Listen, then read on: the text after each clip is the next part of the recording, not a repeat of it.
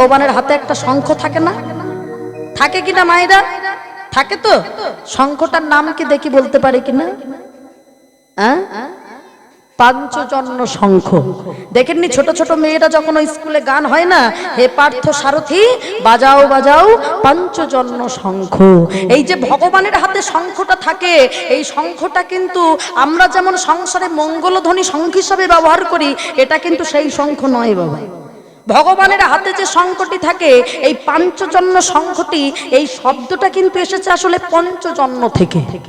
এই শঙ্খটি থাকারও একটা কারণ আছে মায়েরা, খুব ভালো করে শুনে নেন। আপনারা ভগবানের হাতে শঙ্খ দেখেছেন, কিন্তু এই শঙ্খটার নাম আসলে পাঞ্চজন্য। আর এই শব্দটা এসেছে পঞ্চজন্য থেকে। পঞ্চজন্য মানে কিন্তু মনে হতে পারে বোধহয় পাঁচজন, পাঁচজন কিন্তু নয়। ওই পঞ্চজন্য মানেই হলো কিন্তু একজনের নাম বাবা। মানুষ একটি, কিন্তু নাম এখানে তার পঞ্চজন। তবে যে সে মানুষ নয় বাবা, এই পঞ্চজন ছিল একজন অসুর প্রকৃতির মানুষ। হ্যাঁ, একজন অসুর প্রকৃতির মানুষ। সে কি করতো না, ওই সাধু মুনি ঋষিদের যজ্ঞগুলো লন্ডভন্ড করে দিয়ে বাবা, ওই সমুদ্রের তলে একটি শঙ্খ ছিল, এই নাম ছিল তার পঞ্চজন্য। এই পঞ্চজন্য অসুর কি করতো বাবা, যত মুনি ঋষিদের যজ্ঞগুলো লন্ডভন্ড করে দিয়ে ওই সমুদ্রের তলায় ওই বাবা শঙ্খের ভিতরে গিয়ে লুকিয়ে পড়তো। হ্যাঁ, এবং মানুষের কি করতো, অশান্তি তৈরি করার সৃষ্টি করতো। যখন এটা করতে লাগলো, আর তার একটাই বুদ্ধি ছিল যে আমাকে কেউ খুঁজে পাবে না, আমি অত্যাচার করব, আর করে গিয়ে আমি তাড়াতাড়ি সমুদ্রের তলে শঙ্খটার ভিতরে লুকিয়ে যাব। ঠিক সেই সময় ভগবান ভাবলেন একে তো বিনাশ করতেই হবে। তাই ভগবান ওই সমুদ্রের পাদদেশে গিয়ে ওই শঙ্খের ভিতর থেকে ওই বাবা পঞ্চজন্য অসুরকে হত্যা করেছিলেন। আর হত্যা করে ওই শঙ্খটিকে তিনি নিয়ে চলে এসেছিলেন, আর ভেবেছিলেন এটা আমি শুভ কাজেই লাগাবো। তাই যখনই বাবা কোনো যুদ্ধের সূচনা শুরু করতেন, সঙ্গে সঙ্গে তিনি ওই শঙ্খটাকে বাজিয়ে দিতেন বাবা। তবে তার যুদ্ধের কিন্তু নিয়ম ছিল, তার শঙ্খ বাজিয়ে যুদ্ধ করতে বলতেন। আমরা যেমন যদি কাউকে বলি তুই অমুক জায়গায় মারামারি কর, আমরা মারামারি করা মানে অপরজনকে ক্ষতি করে মারামারি করা। আর ভগবানের যুদ্ধটা এটাই সূচনা ছিল, ভগবান বোঝাতো তোমরা ন্যায়ের পক্ষে যুদ্ধ করো আর অন্যায়ের বিরুদ্ধে গিয়ে তোমরা যুদ্ধ করো, এটাই ছিল। তা ঠিক তেমন আমাদের ভিতরেও বাবা ছটা অসুর আছে, কাম ক্রোধ লোভ মোহ মদ মাৎসর্য। আর এটাকে তাড়াতে গেলে আমাদেরকেও যুদ্ধ করতে হয়, কি মা হয় না? এখানে আসবেন ভাবছেন, হঠাৎ পিছন দিক থেকে ছেলে ডাক দিয়েছে, যাচ্ছ কোথায় মা, রান্নাটা করেছো? সামনের দিক থেকে বলে বসো আমি অমুক জায়গায় চাকরি করতে যাব, সারাক্ষণ তুমি হরিনাম শুনলে হবে? ভাবুন, এটাই হলো বাধা। এই কাম ক্রোধ লোভ মোহ মদ মাৎসর্যকে তাড়িয়ে হরিবাসরে মনটাকে আনতে গেলে অনেকটা যুদ্ধ করে আসতে হয় মা। তাই কি করতে হবে, আমাদের সংসারও করতে হবে। হাতে করো কাম, মুখে করো নাম। আমরা যেমন কাজ করতে ভুলবো না, তেমন নামও করতে ভুলবো। মানুষের মুখে দেখবেন আগুন দেওয়া হয়, হয় কি না? যেটাকে বলা হয় মুখাগ্নি। কেন করা হয়? যদি তার ছেলে বেঁচে থাকে তো ঠিক আছে, আর ছেলে যদি বেঁচে না থাকে তাহলে দেখবেন তার ভাইয়ের ছেলে হলেও কিন্তু তার মুখাগ্নিটা করে দেয়। কিন্তু কেন বলেন তো? আমরা দেখবেন অনেকে মনে করি মুখাগ্নি মানে তার মানে কি মুখটা আগুনে পুড়িয়ে দেবে? না, শুধু একটু আগুনের ছোঁয়া দিতে হয়। কেন বলে, মুখাগ্নি করলে ওই অগ্নির দ্বারা শুদ্ধ হতে হতে ও চলে যাবে। অনেক মানুষ দেখবেন হরিনাম করে না, তাহলে তার শুদ্ধতা কি করে হবে? বলে মুখাগ্নি কথার অর্থ হলো দেখবেন আগুনের দ্বারা সবকিছু শুদ্ধ হয়, হয় না? আপনি কোনো পূজা অর্চনা করতে গেলেন, আপনাকে প্রদীপ জ্বালাতে হবে, সেখানে আগুন লাগলো। আপনি কোথাও যাগযজ্ঞ করবেন, তাহলে হোমাগ্নি দরকার। যখনই হোমাগ্নি করছেন কি বলছি, অগ্নি দেবায় স্বাহা। সেখানে দেখুন আমরা ভগবানকে স্মরণ করছি, যিনি অগ্নিদেব, তিনি সৃষ্টিকর্তা ভগবান। হ্যাঁ, তাকে আমরা স্মরণ করলাম। একটা কথা মনে রাখবেন, আগুনের দ্বারা বলছে মুখটাকে শুদ্ধ করে দেওয়া হলো, আমরা শুদ্ধ হতে হতে ভগবানের চরণে যাব। কিন্তু মহাপ্রভু বললেন আমি তার থেকেও আরো একটা বড় জিনিস এনেছি। কি জানো? সেটা হলো হরিনাম। একবার যদি তোমাদের মুখ, একবার যদি তোমাদের জিহ্বা হরিনাম করে, তাহলে ওর মতো শুদ্ধ আর কিছু হবে না। কেন? এই যেমন রৌদ্রটা উঠেছে বাবা, এই সূর্যের আলোতে দেখবেন আমাদের দেহের বাইরেটা আগুন হচ্ছে, দেহের বাইরেটাই তাপ লাগছে, ভিতরে কি তাপ লাগছে? দেহের ভিতরে তাপটা পৌঁছাচ্ছে না। আপনি যখনই দেখবেন গঙ্গায় নেমে স্নান করবেন, আপনার বাইরেটা ভিজছে, ভিতরে কি শুদ্ধতা আসলো? ভিতরে আসলো না। কখন হবে? যখন তোমার অভ্যন্তরে ওটা প্রবেশ করে যাবে। তা মহাপ্রভু বললেন হরিনাম শুধু শুনলে হবে না, অন্তর থেকে যেদিন গাইতে পারবে, যেদিন সেই হরিনাম গাওয়ার ফলে চোখে যেদিন তোমার জল আসবে, সেদিন অভ্যন্তর থেকে ভিতর থেকে তোমার পবিত্র হবে। আমরা মন্ত্র বলি অপবিত্র পবিত্র বা সর্বাবস্থাং গতো বিবা যত সরিতে পুণ্ডরীকাক্ষং সর্বাভ্যন্তর শুচি। ওই দেখুন মন্ত্রে বলে দিয়েছে অভ্যন্তর শুচি, মানে ভিতরে গিয়ে পবিত্র হবে। যেদিন তোমার পবিত্রতা ভিতরে প্রবেশ করবে সেদিনই হবে একমাত্র শুদ্ধ। কোন জায়গায় আমার কেটে গেছে, আমি শুধুমাত্র ওষুধ লাগালে হবে? ওষুধটা কিন্তু খেতেও হবে। তা ঠিক তেমন হরিনাম করার মতো যদি করি তাহলে আমাদের সকল প্রকারের জ্বালা দূর হবে। হ্যাঁ, 3 প্রকারের মানুষের জ্বালা, আদি দৈবিক, আদি ভৌতিক, আধ্যাত্মিক। আর যদি কেউ হরিনাম করে কি হবে জানো? দূরে যাবে ত্রিতাব জ্বালা তোমরা পারা নামের মালা। দূরে যাবে ত্রিতাব জ্বালা তোমরা পারা নামের মালা। দূরে যাবে ত্রিতাব জ্বালা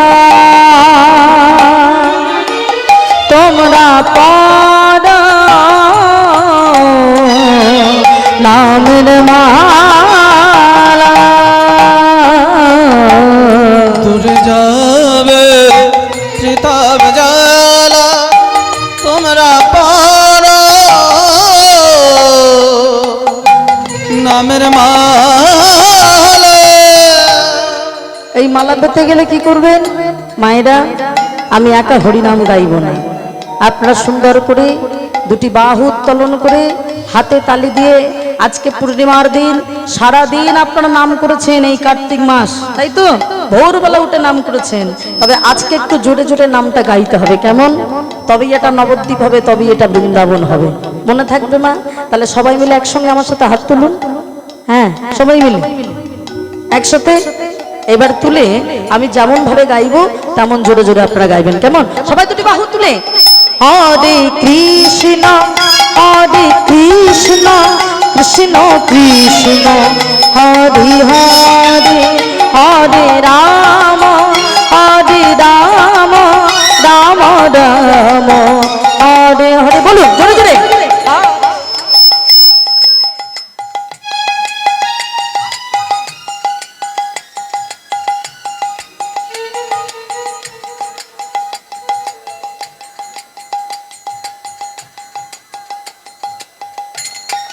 একে আমার মায়েরা ভোরবেলা করে স্নান করে, একে ঠান্ডা লেগে গেছে, তার মধ্যে 1 মাস বহু গান গাইতে হয়েছে। দোষ কিন্তু মায়েদের নয়, তারপরে অনেকটা দূরে। ও মা, আরেকটু জোরে হবে নাকি? একটা কথা মনে রাখবেন, আমাদের ডাক যত জোর হবে ভগবান তত নিম্নগামী হবে বাবা। ও মাইরা, একদম মন থেকে, আমার জন্য নয়, আমি শুনছি সেটা বড় কথা নয়। হ্যাঁ, আমার গোবিন্দ শুনছে। একদম ভালো করে হাত তুলে এরপর আরেকটু জোরে হবে। কেমন? আমার বাবাদের দিক থেকে সবাই মিলে হরে কৃষ্ণ হরে কৃষ্ণ কৃষ্ণ কৃষ্ণ হরে হরে হরে রাম হরে রাম রাম রাম হরে হরে। বলুন জোরে জোরে।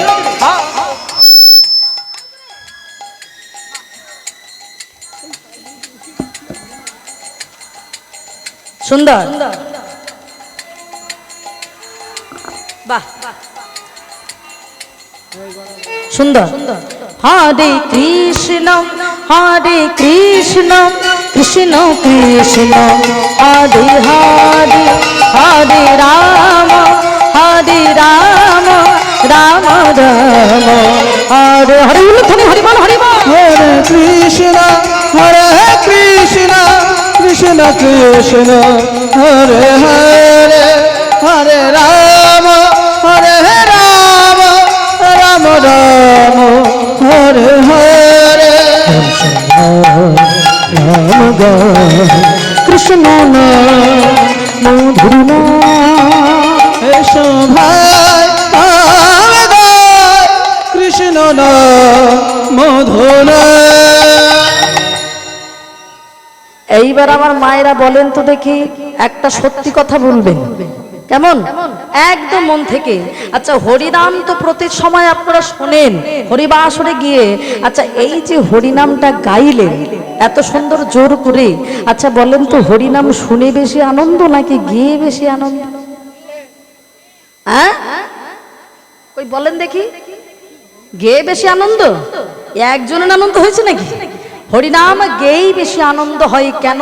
বলে হরিনাম শুনলে যেমন জীবের মঙ্গল সাধন হয়, হরিনাম করলে মনে রাখবেন আমাদের এই আত্মাটার শুদ্ধিকরণ হয়ে যায় বাবা, আত্মার স্নান হয়ে যায়। হ্যাঁ, এই হরিনামের দ্বারা। ওই জন্য দেখবেন কেউ যদি মারা যায় বলা হয় কি, যে আত্মার শান্তি কামনায় একটু আমরা হরিনাম কি রামায়ণের আয়োজন করেছি। কখনো বলে না যে যাত্রার আয়োজন করেছি। কেন?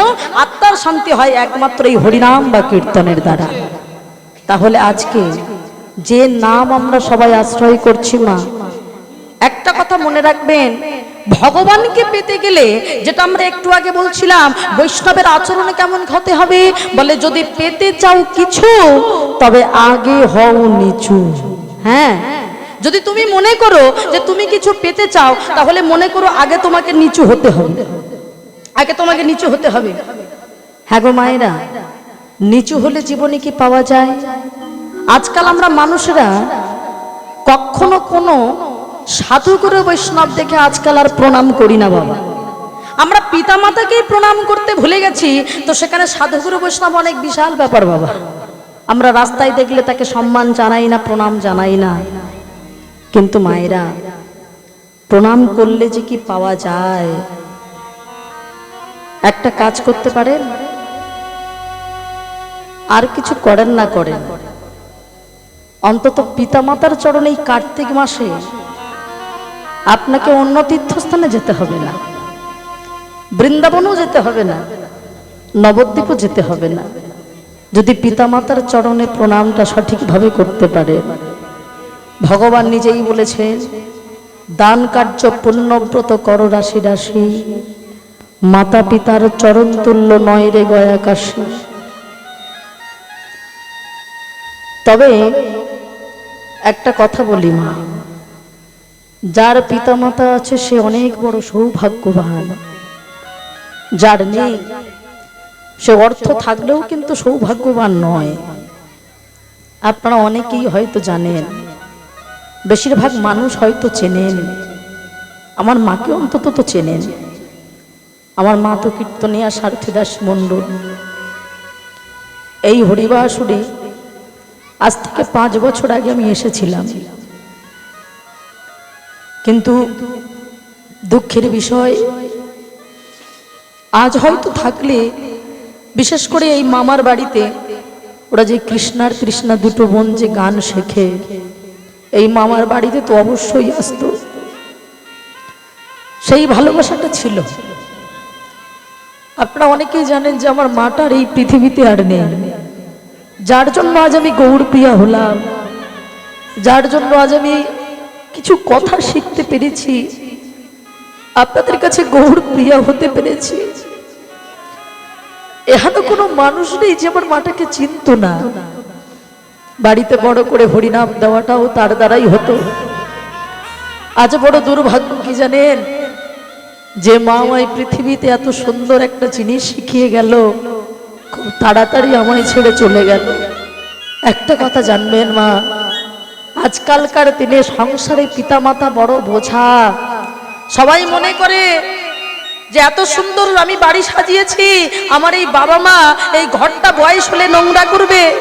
একদিন আমরা ছোটবেলায় পিতামাতার কোলে পায়খানা করেছি, প্রস্রাব করেছি, তারা কিন্তু ঘৃণা করেনি, আমরা মনে করি। তাই তো বৃদ্ধাশ্রমে পিতামাতাকে রেখে আসে বাবা। কিন্তু অর্থটাই সব নয় মা। আজকে মায়ের জন্য জীবনে তো সব হয়েছে, কিন্তু হারিয়ে পেরেছি আমি বিরাট এক সম্পদ। আমি যতই আপনাদের সামনে হাসি আর যতই কথা বলি, আমরা তো শিল্পী। এই জায়গাটা যত দুঃখে থাকে আমাদের হাসতে হয় বাবা। এটা তো অভিনয়ের মঞ্চ, হাসতে আমাদের হবেই। যে গুরুজনের পায়ে হাত দিয়ে প্রণাম করলে জীবনে যে কি পাওয়া যায়, সেটা প্রমাণ দিয়েছিল বাবা যুধিষ্ঠির মহারাজ। যখন কুরুক্ষেত্রের যুদ্ধটার মোটে 2 দিন বাকি ছিল না, ঠিক সেই দিন গিয়েছিল যার 100টা ছেলে গান্ধারীর কাছে, জেঠিমা আমার সামনে একটু আসবে জেঠিমা। কেন এসেছিস, কেন এসেছিস আমার সামনে, তুই দূর হয়ে যা। আমার 100টা ছেলের সঙ্গে তোদের 5 ভাইয়ের যুদ্ধ হবে, কেন এসেছিস, চলে যা, আমি তোর মুখ দেখতে চাই না।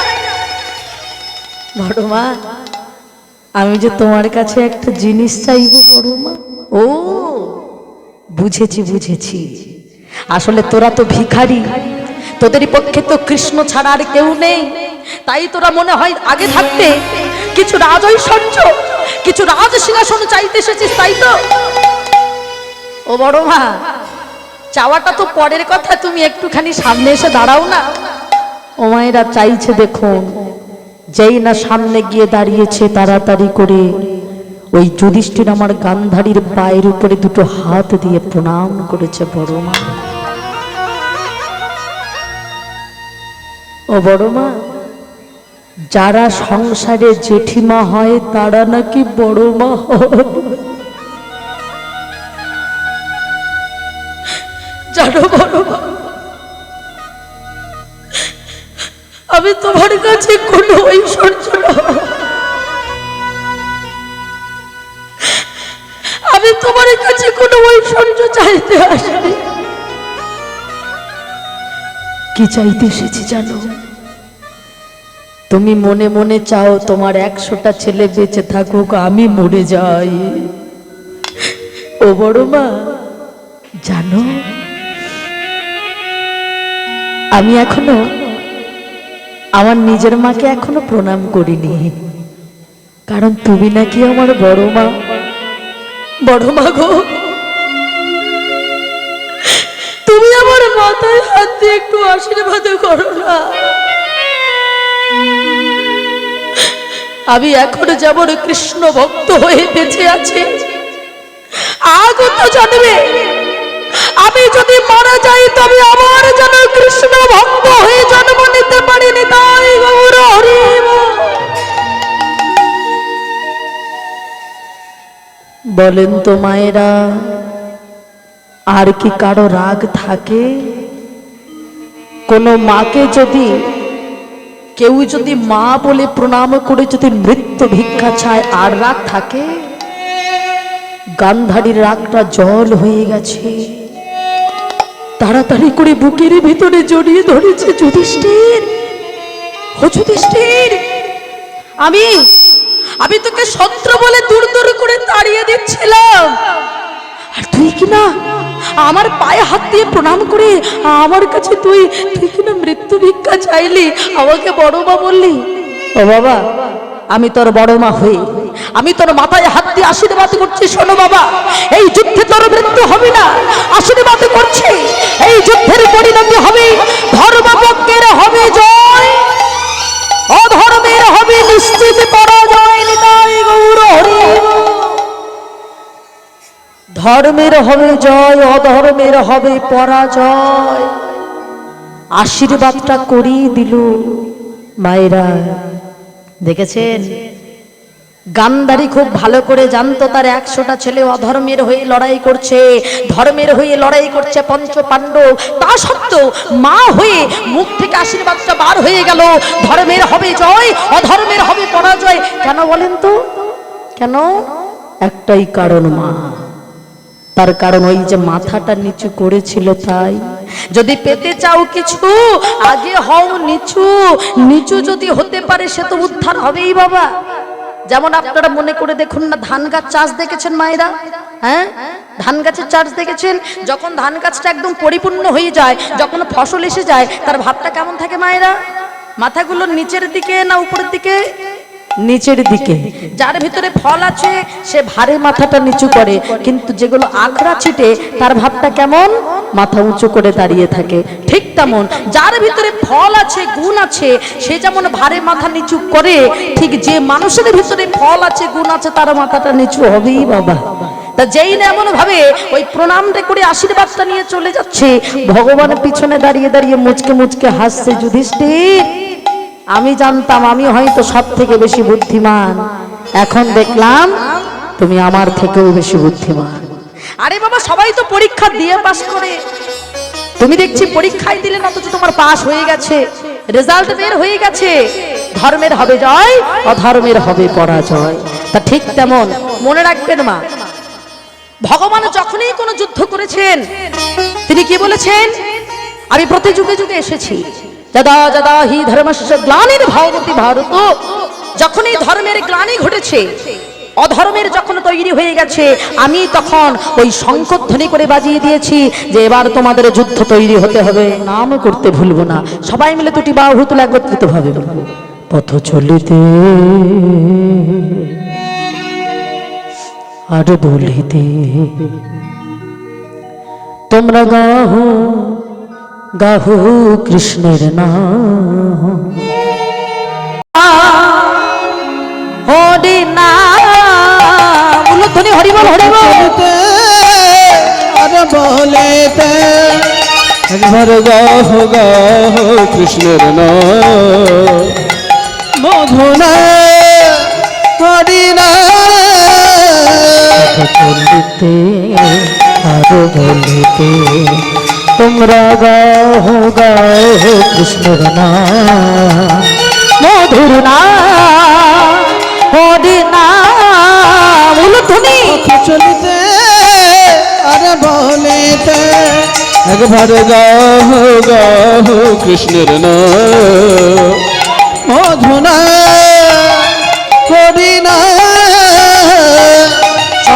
মুখিয়া ধরে রাতি মোরা চলে দিশাহে যাত্রী, সম্মুখে আধার রাত্রে মোরা চলে দিশাহে যাত্রে, সম্মুখে আধারে রাত্রি মোরা চলে দিশাহে যাত্রী, মুখে আধার রাত্রে মোরা চলে দিশাহে যাত্রে, চলিতে কৃষ্ণ নাম, কথা বলিতে কৃষ্ণর নাম, পথ চলিতে কৃষ্ণের নাম, মুখে বলিতে কৃষ্ণের নাম,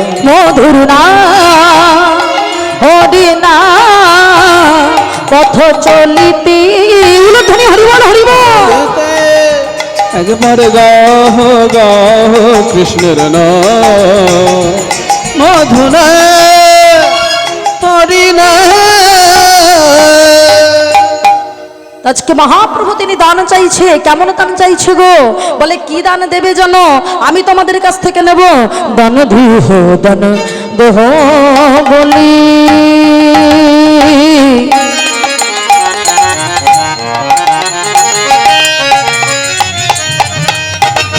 আমার গড়া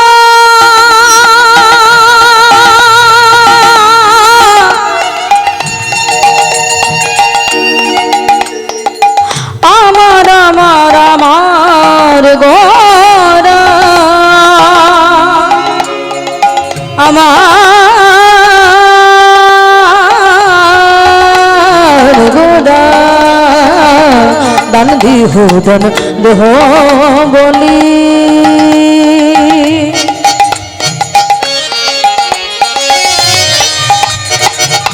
গোড়া ঘন ডাকে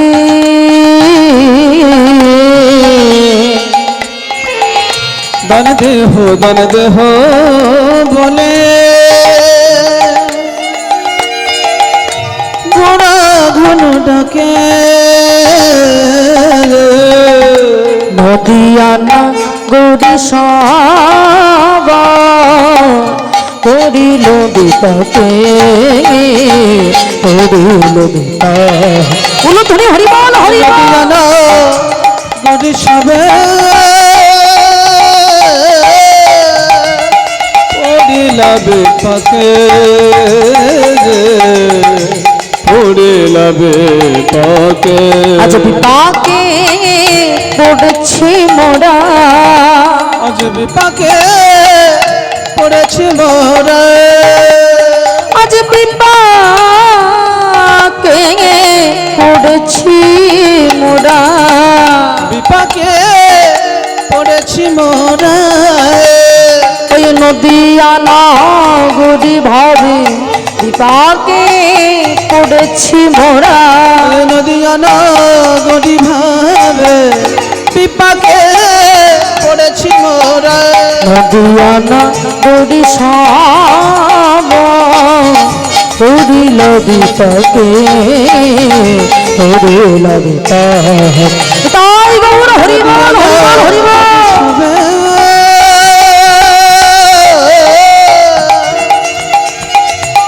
পড়িল বিপাকে, পড়িল বিপাকে। তাই আজকে মহাপ্রভু তিনি দান চাইছে, ভক্তগণের কাছে গিয়ে বলে বসলো, শোনো শোনো, সব সময় তো তোমরাই আমার কাছে চাও, কি মায়েরা আমরা চাই না? এই যেমন ধরুন আমরা কোনো মন্দিরে যদি প্রণাম করি, বা এই যে 1 মাস ধরে আমরা যে ব্রত করেছি, বলুন আমরা কি কিছু চাইনি? চেয়েছি। কি চেয়েছি? ঠাকুর আমার সুখ দাও, শান্তি দাও। আর যারা একটু বেশি কিছু আবার ভাবেন আর কি, আমরা কি চেয়ে ফেলি? ঠাকুর আমার টাকা দাও, বাড়ি দাও, গাড়ি দাও, ছেলে দাও, মেয়ে দাও, সুখ শান্তি আনন্দ যা কিছু আছে শুধু দাও আর দাও। হ্যাঁ, শুধু আমাদেরকে বাবা আমরা চেয়েই গেলাম। এই যে চাইতে চাইতে ভগবান বললেন, দেখো সর্বক্ষণ তো শুধু নিজেরাই চেয়ে গেলে, কিন্তু আজ আমি ঠিক করেছি যে আজকে তোমাদের কাছে আমি চাইব। কি বলেন মায়েরা? ভগবান আজকে চাইবে, এবার দেবেনটা কি তাই ভাবেন? সকল ভক্তগণ বলে বসলো, হে গোবিন্দ, ও হে আমার গৌর হরি, তোমাকে দেওয়ার মতো তো আর কিছু নাই। কেন? কারণ এ জগতে যা কিছু আছে সব কিছু হলো তোমার দান। আমাদের যে এত সুন্দর একটা দেহ দিয়েছো, সেটাও হলো তোমার দান। তাহলে তোমায় আমরা কি দিতে পারি? সঙ্গে সঙ্গে ভগবান বললেন, কি দেবে জানো? তোমরা কিছুই নিয়ে আসোনি আর কিছুই নিয়ে যাবে না, সুতরাং এ জগতে যা কিছু তোমরা ভোগ করছো সব হলো আমার। এই পৃথিবীটা যদি আমার হয়, তাহলে পৃথিবীর বুকে যা কিছু আছে সব নিশ্চয়ই আমার। তাই তোমরা আমায় কি দেবে জানো?